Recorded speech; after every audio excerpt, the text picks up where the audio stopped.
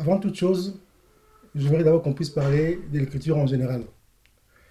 Tous les élèves de l'école primaire ou élémentaire en classe moyenne, donc en France, apprennent que c'est grâce à l'écriture que l'humanité passait de la préhistoire à l'histoire.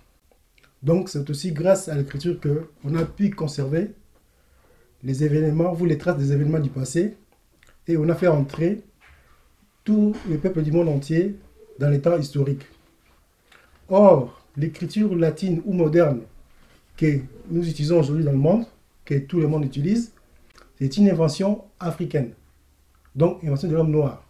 Les 4 lettres qu'on utilise aujourd'hui, A, B, C, D, ils viennent de l'alphabet grec, alpha, bêta, gamma, delta. Or, ces 4 lettres-là ne viennent que de l'alphabet phénicien et hébraïque.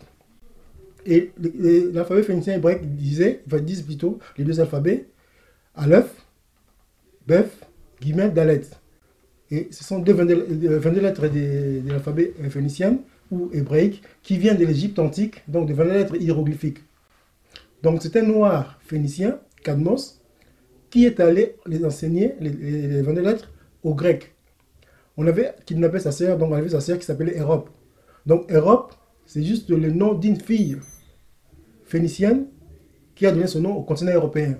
Et quand Cadmos, le noir phénicien, est allé en grec, il a enseigné aux Grecs Aleph, Beth, Guillemets, Dalet, qui ont donné alpha, bêta, gamma et delta. 22 lettres. Et les latins, quand ils ont récupéré, c'est devenu A, B, C, D, jusqu'à ajouter 4 lettres, ça fait 26 lettres. Donc c'est grâce à l'homme noir ou à l'Afrique que l'humanité est entrée dans l'histoire. Maintenant, Dieu est grand, il nous a donné une autre écriture qui vient aussi de l'Afrique, une écriture belle et puissante qu'on appelle l'écriture Mandombe. D'où vient, quand vous me posez la question, cette écriture?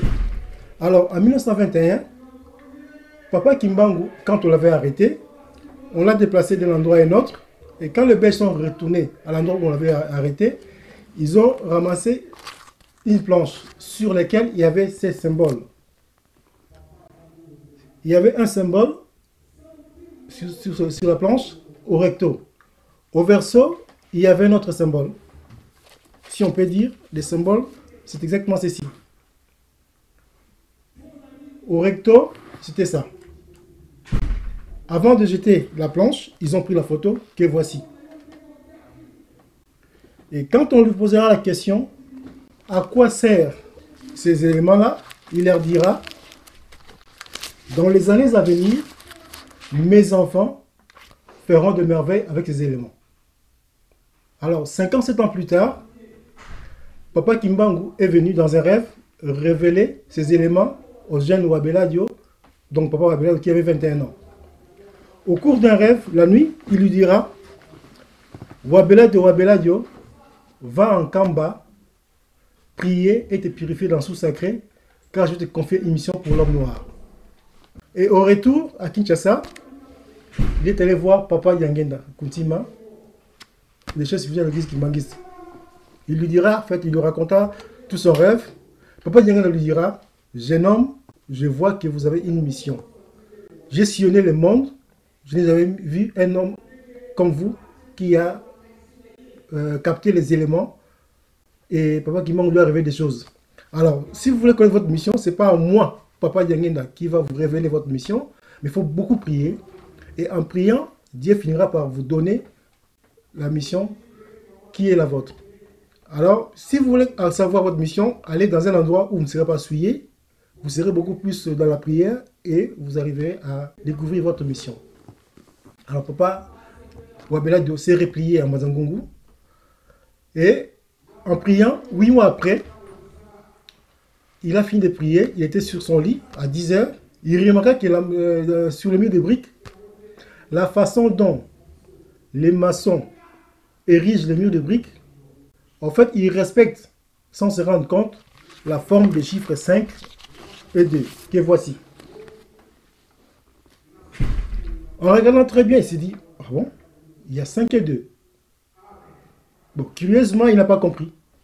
Il a dit, bon, ben on verra ça, et on verra plus tard. Pourquoi il y a 5 et 2 sur le mur de briques. La nuit suivante, Papa Kimbangu est venu en rêve lui révéler ce qu'il avait déjà vu auparavant. Et Papa Kimbangu avança vers lui, il prend un brevet, il brandit le brevet et il peut lire sur le brevet d'activité matérielle, dont les lettres brillaient. Et Papa Kimbangu lui dira, vous avez vu le chiffre des activités matérielles. C'est avec ces 2 chiffres que vous réaliserez tout ce dont vous aurez besoin pour votre bien-être matériel. Voilà en gros ou en résumé l'origine et les mystères de l'écriture Mandombe, ou la provenance des éléments de base de l'écriture Mandombe.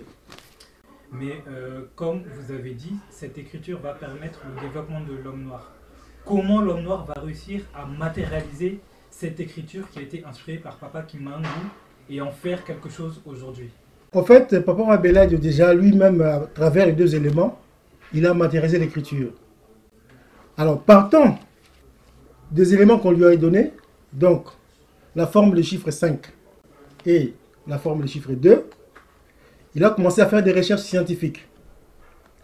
Il a constaté que le premier élément qui a la forme 5 n'était que la symétrie de l'élément qui a la forme du chiffre 2. Donc, il a dégagé une première caractéristique. Et dans ce même élément, si vous remarquez très bien, cet élément a 5 côtés. 1, 2, 3, 4, 5. Il a dégagé encore une autre caractéristique. Puis, le même élément a 2 parties. Partie supérieure et la partie inférieure. Et le même élément a côté gauche et côté droite. Donc, il en est de même pour le chiffre 2. En réalité, il s'agit d'un seul élément. Et après avoir compris cela, il a commencé à ajouter des éléments supplémentaires. Il en a trouvé des consonnes et des voyelles. Puis il finira par dire que mes recherches, je vais les appeler l'initiation à la découverte des voyelles et des chiffres. Mais bien plus tard, il a compris qu'il était en train d'inventer l'écriture Mandombe, que voici. Toujours à travers ces 2 éléments, il a trouvé ce qu'on appelle l'écriture Mandombe. Donc aujourd'hui, tu nous as montré, tu nous as exposé 2 chiffres qu'on voit, le 5 et le 2. Qu'est-ce que l'Africain va faire de ces chiffres? C'est là même la quintessence de la parole de Papa Kimbangu à Papa Mabeladio. Il lui dira ceci, je répète, vous avez vu les chiffres des activités matérielles. C'est avec ces 2 chiffres que vous réaliserez ce dont vous aurez besoin pour votre bien-être matériel. Et avec ces 2 chiffres, Papa Mabeladio en a sorti l'écriture qu'on appelle Masono, l'écriture Mandombe. Avec toujours ces 2 chiffres, il a sorti ce qu'on appelle Kimbangula, l'art Mandombe. Et avec ces 2 chiffres, il en a sorti les Kimazayu, la science Mandombe. Donc avec ces 2 éléments, qu'on appelle d'ailleurs la forme du chiffre 5 qu'on appelle Pakundungu, et la forme du chiffre 2, Pelekete, on peut déjà faire des motifs décoratifs par exemple. À travers ces chiffres-là, Papa a mis ça en place. Donc c'est le début de l'art Mandombe. On voit, il y a une sorte d'ange qu'on appelle Kwantulendo. C'est lui-même Papa Kimbangu. Papa Kimbangu s'est caché sous forme d'ange dans un œuvre d'art. Voilà l'apport déjà de l'écriture Mandombe sur le plan artistique, art plastique. Sur le plan par exemple architectural, on peut faire des façades architecturales, comme on peut faire aussi des plans architecturaux. Mais au-delà de l'art, il y a toute une science. Le Mandombe a aussi une science, parce que les éléments de base de l'écriture Mandombe trouvent ses implications dans plusieurs domaines scientifiques, à savoir l'informatique, les mathématiques, les statistiques, ainsi de suite. Donc, le Mandombe a révisité toutes les sciences existantes au monde. Par exemple, ceci, c'est du solfège.